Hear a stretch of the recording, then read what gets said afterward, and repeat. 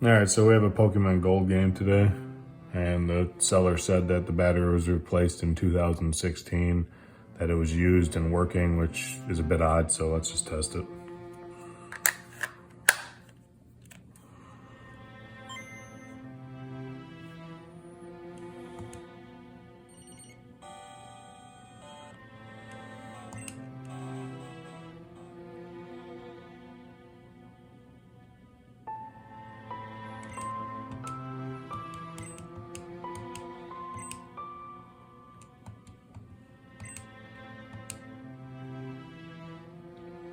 Actually.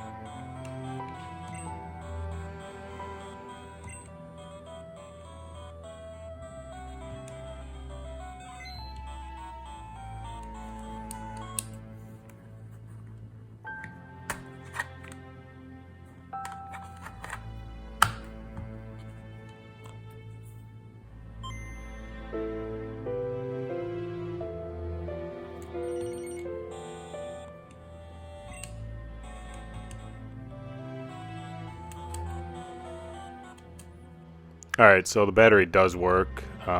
Usually what I like to do is open these up and inspect them, and if the battery's 8 or 9 years old, I'm just going to replace it anyways, because I don't want to have an issue down the road if I'm playing this game and the battery decides to go. So the one thing I did notice with this cartridge is the side appears to be bulged here, which is interesting. It tells me that if this battery was replaced, either it was replaced with the wrong battery or, well, I don't know. I guess let's just open up and find out what the heck's going on.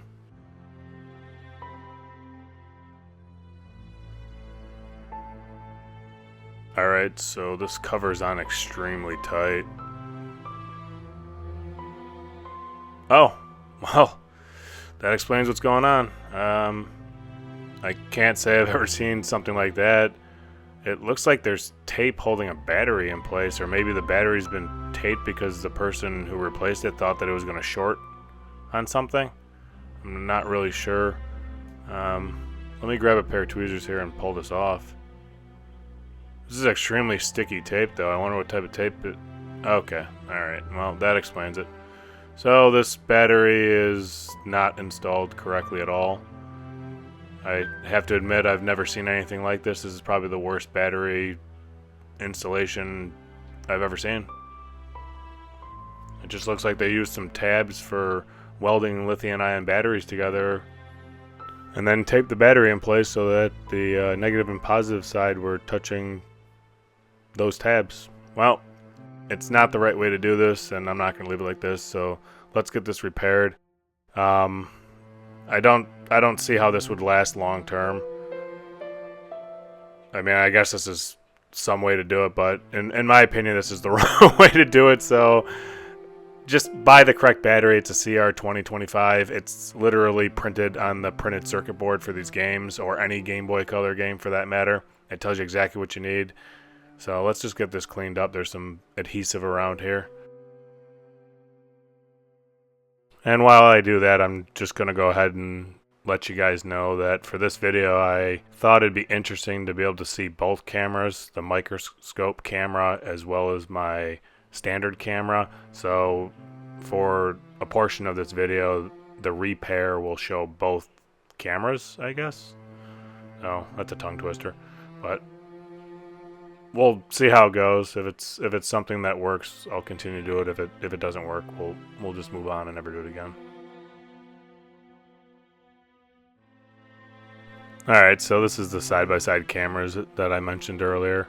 The reason I usually don't do this, and I haven't done it up to this point, is because I usually have to remove the audio for this video because I have a fume extractor, and it's just really noisy, and I don't think anybody wants to hear that. Plus, you're not going to be able to hear me talking over it if I leave it in the video. But I think this gives a different perspective, so you can see what my hand's doing as well as what I'm viewing under the microscope. Alright, so right here I'm grabbing some solder wick. We're going to use that to wick away this solder so I can get these tabs off of this printed circuit board. And what I'm going to do is speed up the video here so that you don't have to watch this in real time. You've probably seen it 100 times. I'm just removing the tabs that have been soldered in place that don't belong there so that I can solder in the correct battery, which is a CR2025.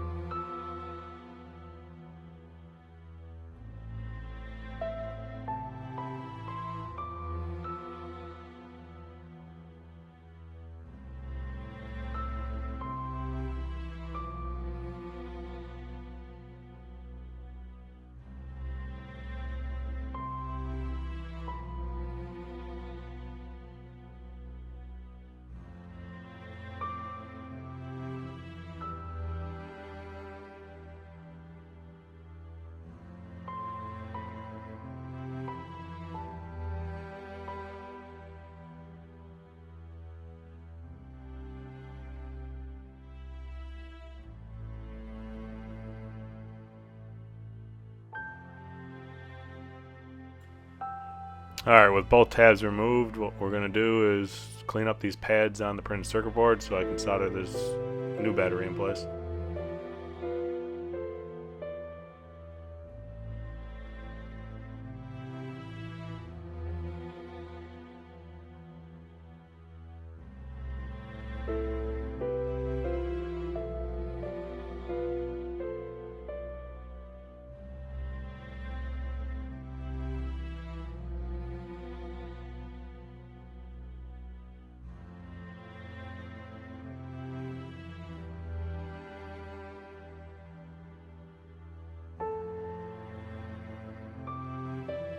And this is what the battery should look like.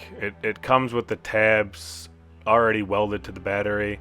It is a coin battery, but it's a CR2025 for the Pokemon games. You can buy these on Amazon, eBay.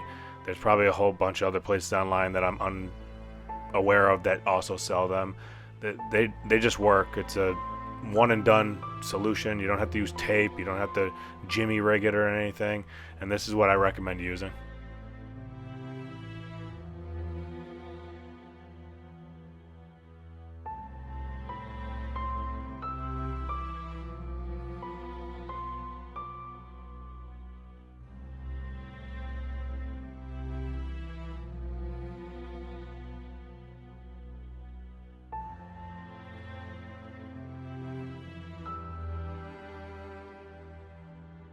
Alright, so this is what it's supposed to look like when you have a battery installed correctly with the correct battery. And here's what you don't want to do. Use a CR32 battery, some tape, and some tabs that are designed to connect lithium-ion batteries in a series. So let's get that crap out of the way because we don't need it. Now, I mentioned this in another video, and I'm going to show it here.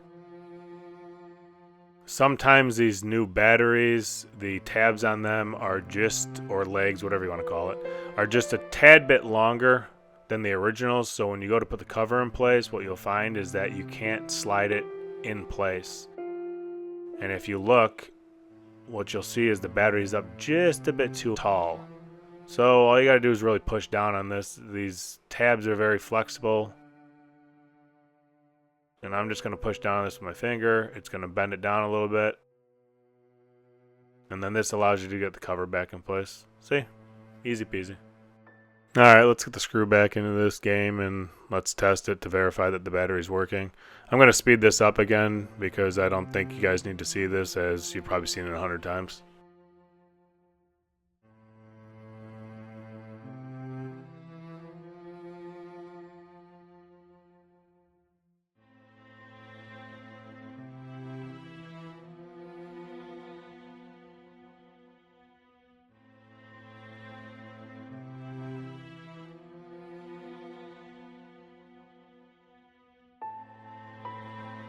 Alright, let's verify the battery's working.